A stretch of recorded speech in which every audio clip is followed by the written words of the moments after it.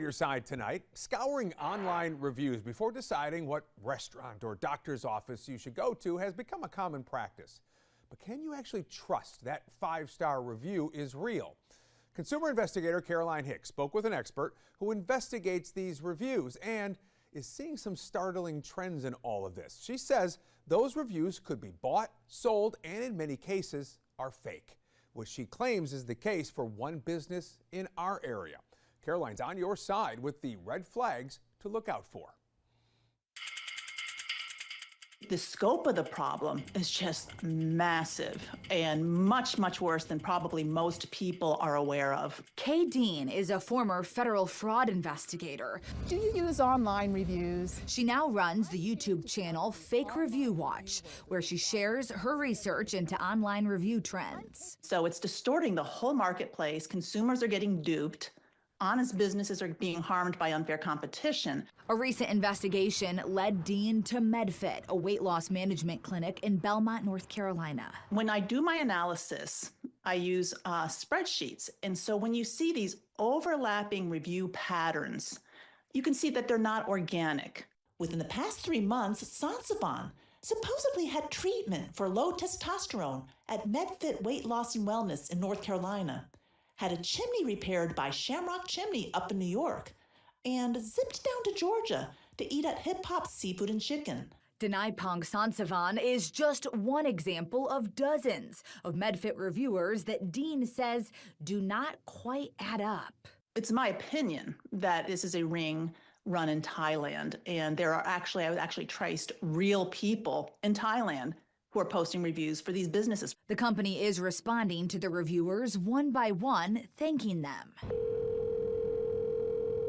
I contacted MedFit about these allegations of fake reviews. The company emailed me a statement reading in part, "We absolutely encourage patients who have had a positive experience with our providers and staff to share their feedback online, but we do not offer incentives or compensation for reviews, nor do we engage in any practice to generate fake or misleading testimonials. If there is specific information you've received or particular reviews that raise concern, we will be grateful for the opportunity to look into them more closely." I sent them Dean's research, including examples of some of the reviews in question.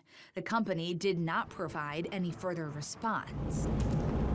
However, at last check, the review by Sansavan is no longer there, and his Google profile also removed. With the rise of artificial intelligence, Dean says the problem is not going away. She's calling on companies like Google to take action. Fake reviews are illegal, but the reality is that very little is seriously done about it. So I think a lot more should be done. And Caroline joins us here in studio to talk more about this. I'm just curious, too, what kind of repercussions exist for these fake online reviews? Right. Well, the Federal Trade Commission actually does prohibit these fake reviews, including the businesses buying and selling them. But and in fact, they can impose fines of more than $50,000 per violation. But really, the big question here is how often is that actually happening? Are companies like Google doing anything to crack down on this sort of thing? Well, right. So I contacted Google for comment on this story. They did not provide a response, but we do know in recent years companies like Google and Yelp have addressed the issue and announced they're removing the fake reviews. They also have publicized efforts to monitor these reviews using a combination of people and technology. But despite all of this, these reviews are still out there, and according to Dean, in pretty significant numbers. Well, and as you pointed out in the intro, right, we all sort of rely on these things, Right. no matter what we're looking for online. So when it comes to deciphering what's real, what's fake, you got any ideas for us, some red flags maybe we should be looking out for? Absolutely. So as you're browsing reviews, there are some things that you can look out for. The first one is a business that only has 5-star reviews or a lot of 5-star reviews, maybe posted in a short amount of time. A negative review followed by a string of positive reviews. Profiles using famous people as their account photos or stock photos, and private or locked profiles. Some really helpful information for everyone at home, like I said, because we all kind of rely on these sorts of things. Caroline, appreciate you stopping by tonight. Thank you. All right, right now, I'm going to get you updated on the forecast. It is